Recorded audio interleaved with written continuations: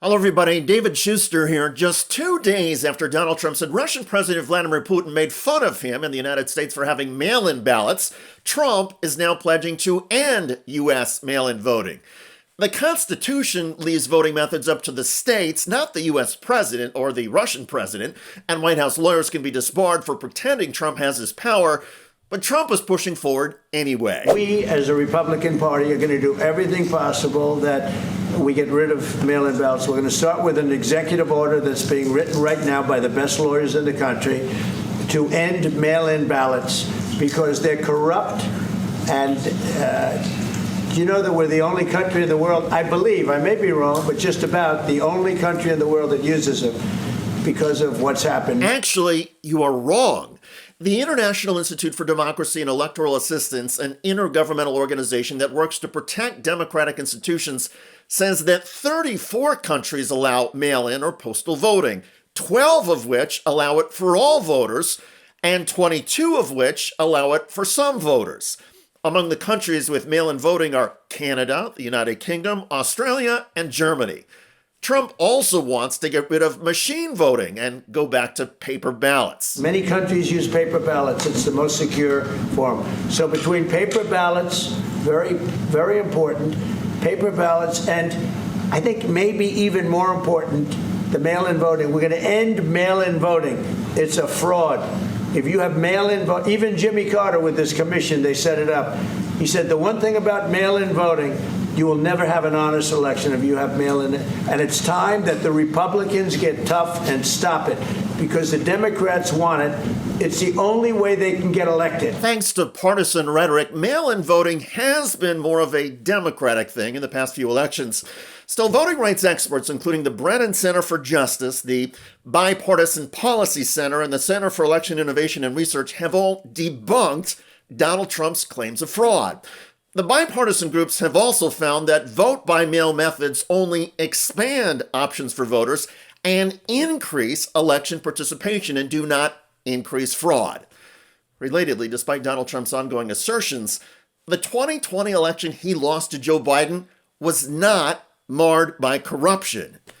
During Donald Trump's recent Oval Office meeting with Ukrainian President Zelenskyy, Trump seemed intrigued when Zelenskyy spoke about the impact of war on elections. During the war, you can't have elections, but we can do security.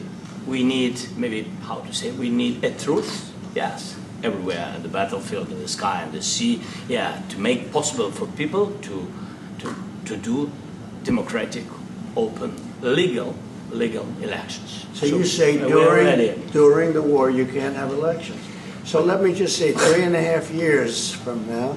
So you mean if we happen to be in a war with somebody, no more elections? Oh, that's good. I wonder what the fake. You like this idea? No. You like this idea, said Zelenskyy with a laugh. But was Donald Trump joking?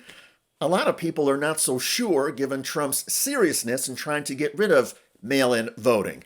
And Trump is happily throwing the Constitution out the window. On Truth Social, Trump criticized mail-in voting and wrote, "Remember, the states are merely an agent for the federal government in counting and tabulating the votes. They must do what the federal government, as represented by the President of the United States, tells them for the good of our country to do." You would think the party of states' rights would know this, but the Constitution spells out that the states are not an agent of the federal government. In fact, the Federalist Papers address this specifically, albeit in old-time prose. Quote, "Suppose an article had been introduced into the Constitution empowering the United States to regulate the elections for the particular states, would any man have hesitated to condemn it, both as an unwarrantable transposition of power and as a premeditated engine for the destruction of the state governments? Letting Donald Trump run state elections would be a premeditated engine for destroying the states." And that wasn't just any Federalist paper. It was number 59, one of the cool Federalist papers because it was written by Alexander Hamilton. All of this was put in perspective recently by the lone liberal on Fox News, Jessica Tarlov. She wrote on X, "Where are the Epstein files?" And that is the key question because it seems Donald Trump is trying to create all kinds of distractions, as absurd as his distractions may be. And back to Donald Trump and Vladimir Putin. Here is Trump telling Sean Hannity on Fox News about a conversation with Putin at the Alaska summit. Vladimir Putin said something, one of the most interesting things. He said, your election was rigged because you have mail-in voting. He said mail-in voting, every election. He said no country has mail-in voting. It's impossible to have mail-in voting and have honest elections.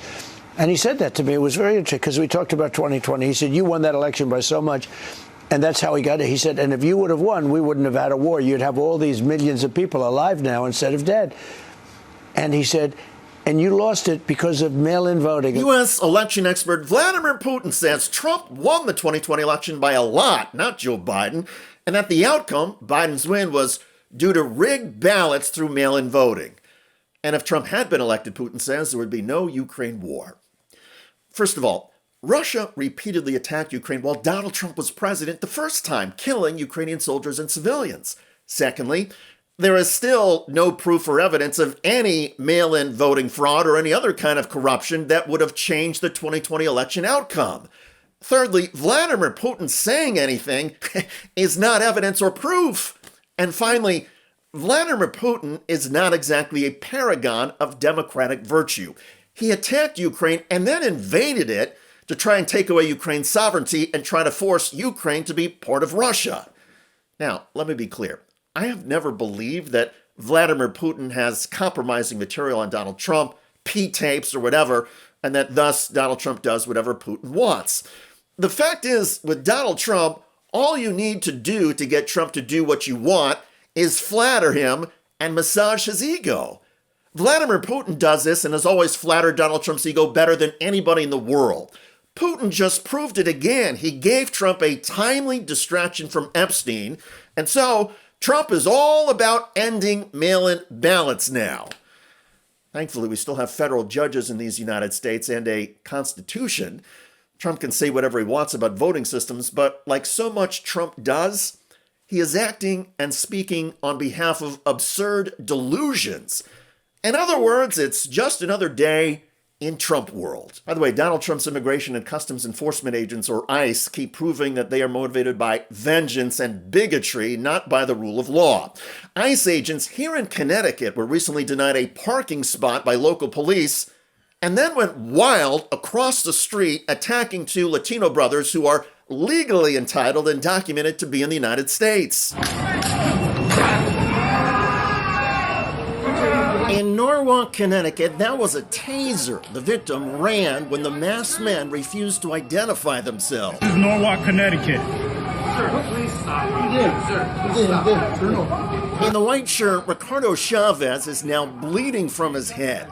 He and his brother were driving their red pickup truck when ICE agents blocked their way, refused to show a warrant, and then smashed one of their truck windows. Check out that video at the link below. I'm David Shuster. Thanks for joining us.